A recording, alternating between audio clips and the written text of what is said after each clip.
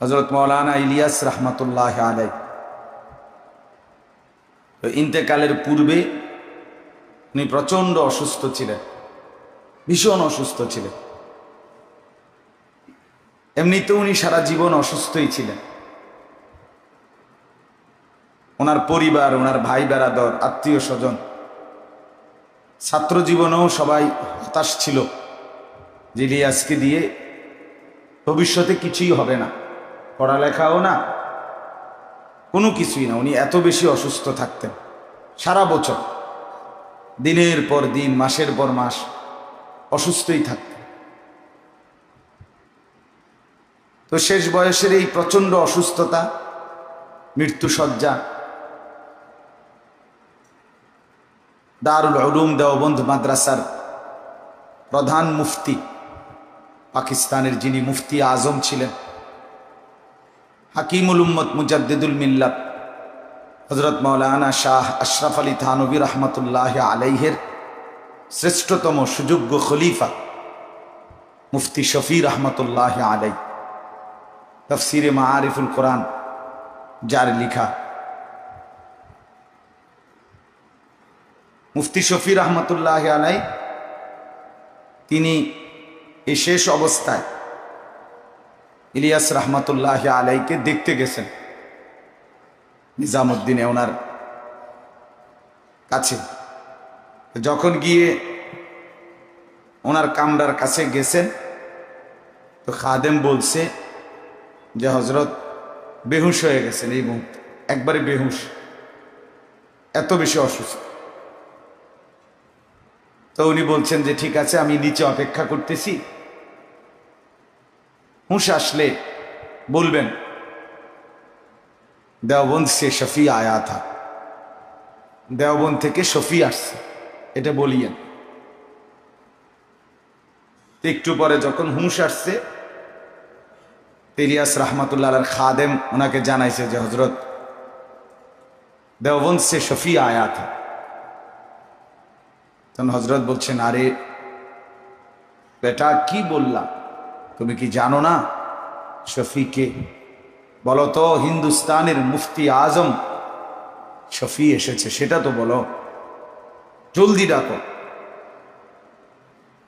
তো মুফতি শফি রহমতুল্লাহ আলাই হযরত মাওলানা ইলিয়াস রহমতুল্লাহ আলাইহির কাছে গিয়ে বসছে।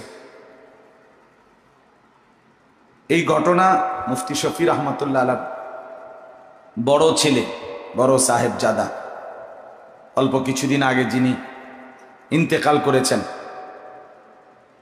পাকিস্তানের তিনিও মুফতি আজম ছিলেন, দারুল উলুম করাচির মুহতামিম ছিলেন, হযরত মাওলানা মুফতি রফি উসমানী রহমতুল্লাহ আলাইহি, উনিও সাথে ছিলেন, বাবার সাথে। উনি বর্ণনা করছেন।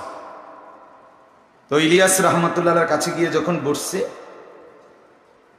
সর্বপ্রথম ইলিয়াস রহমতুল্লাহ আলাইহি এই শেষ অবস্থায়ও জবানে চোখের পানি ফেলে বলছেন, মুফতি শফি রহমতুল্লাহ আলাইহি হাত ধরে, যে ইস উম্মত কো কৌন সম্ভালা, যে মুফতি সাহেব এই উম্মতকে কে সামলাবে,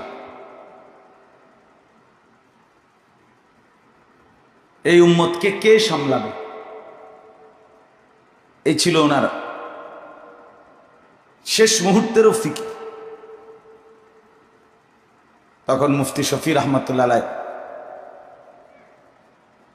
বলেছিলেন, হযরত যে মহান রব্বুল আলামিন আপনার মাধ্যমে এই কাজকে সূচনা করেছেন, ইনশাআল্লাহ তিনি এই কাজকে সামলাবেন, অর্থাৎ আল্লাহ তাআলাই এটাকে আগে বাড়াই দিবেন।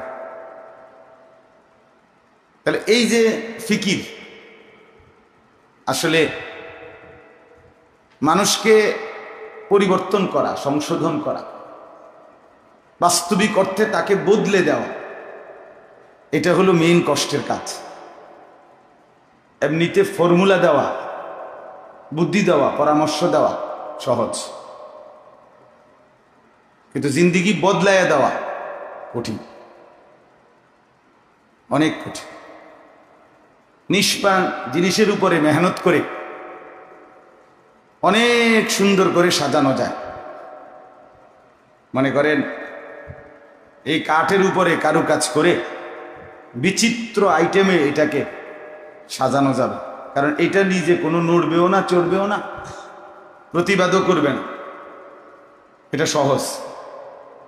একটা মেশিনকে বহুভাবেই সাজানো যায়, কারণ এটার তো নিজস্ব কোনো নড়াচড়া, কোনো কথা বলার, কোনো প্রতিবাদ করার কোনো শক্তি নাই, বাধা দেওয়া। কিন্তু এরকম একজন জলজ্যান্ত মানুষকে তার চিন্তা চেতনা চলাফেরার থেকে চেঞ্জ করে তাকে পুরো আল্লাহমুখী বানানো, আখিরাতমুখী বানানো, এটা বহুত কঠিন, বহুত কঠিন। এই জন্য জেনারেল শিক্ষিত অনেকেই বুঝে না হুজুররা করেটা কি, ওলামায়ে কেরাম করেটা কি, আহলুল্লাহরা করেটা কি। আপনার মতো ইট বালু পাথর সিমেন্ট কিংবা কল কবজা মেশিন নিয়ে পড়ে থাকলে 24 ঘন্টা ওইটারে বহু ডিজাইনে বহু রঙে সাজানো যাবে, এটা আমরাও পারব। কিন্তু একটা মানুষকে তার চিন্তা চেতনা, তার আবেগ অনুভূতি, তার পুরা চলার গতি বদলে তাকে আল্লাহমুখী আখিরাতমুখী করে দেওয়া, এটা হাজারো লক্ষ আবিষ্কারের চাইতেও অনেক বেশি কঠিন কাজ, অনেক কঠিন কাজ। প্রতি মুহূর্তে শয়তান তাকে টেনে ধরে, প্রতি সেকেন্ডে সেকেন্ডে। আল্লাহ নবী সাল্লাল্লাহু আলাইহি ওয়াসাল্লাম বলেন, ইন্না শাইতানা ইয়াজরি মাজরাদ দাম, রক্তের প্রতিটা সঞ্চালন, রক্তের শিরায় শিরায় শয়তান চলাচল করে, শয়তান চলাচল। হাজারবার লক্ষবারও ইস্তিগফার পড়ে আউযু বিল্লাহি মিনাশ শাইতানির রাজিম বলে শয়তানকে তাড়াইয়ে দিলেও পরের সেকেন্ডেই শয়তান আবার ওয়াসওয়াসা দেবার জন্য ফিরে আসে, আসে কিনা বলে। এরপরে নফস, ভেতরের যেই রিপু, ভেতরের যেই নফস, সেই নফস প্রতি মুহূর্তে প্রথম প্রেসার দেয় গুনার প্রতি। ইন্নান নাফসা লাআম্মারাতুম বিসসু, কোরআনে আল্লাহ বলেন নিশ্চয়ই নফস প্রচন্ডভাবে আদেশ করে, হুকুম করে গুনাহ কর। তাইলে নফসের কুমন্ত্রণা, শয়তানের কুমন্ত্রণা, এরপরে অসৎ বন্ধু প্রতি মুহূর্তে গুনার প্ররোচনা দেয়। বন্ধু দেখবি কিনা চল, শুনবি কিনা চল, গান বাদ্য নাটক সিনেমা, জিনা ব্যভিচার মদ জুয়া চুরি ডাকাতি সন্ত্রাসী চাঁদাবাজি রাহাজানি জুয়ার আড্ডা, এরকম হাজারো গুনাহ নাফরমানির আড্ডায় অসৎ বন্ধু টেনে নিয়ে যায়। সারা পৃথিবীর চেষ্টা, চতুর্দিকে সকলভাবে নারীকে লোভনীয় আকর্ষণীয় ভাবে উপস্থাপন করা, যেন পুরুষের গুনার মাত্রা বেড়ে যায়। তাহলে এত চতুর্মুখী আগাছার ভিতর দিয়া 2-4টা গাছ যে টিকে, এটাই তো বিশাল ব্যাপার, এটাই তো অনেক কঠিন ব্যাপার, অনেক কঠিন ব্যাপার। এতমুখী ষড়যন্ত্র, এতমুখী গুনার পরিবেশ, এতমুখী নাফরমানির পরিবেশের ভেতর দিয়ে একজন মানুষের জিন্দেগি বদলানো, আখিরাতমুখী করা, এটা অনেক ভারী কাজ।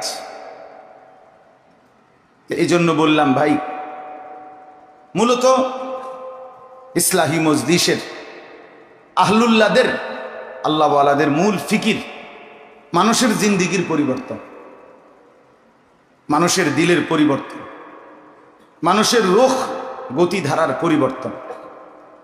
এর জন্য যথেষ্ট পরিমাণ মেহনতও চাই, আন্তরিকতাও থাকা চাই, আগ্রহও থাকা চাই। আগ্রহ থাকা চাই। হিম্মত না করলে, চেষ্টা না করলে, মুজাহাদা না করলে, কঠোর কষ্ট পরিশ্রম না করলে এমনি এমনি আপনি এই বিশাল পরিমাণ চতুর্দিকের এই গুনার নাফরমানির পরিবেশ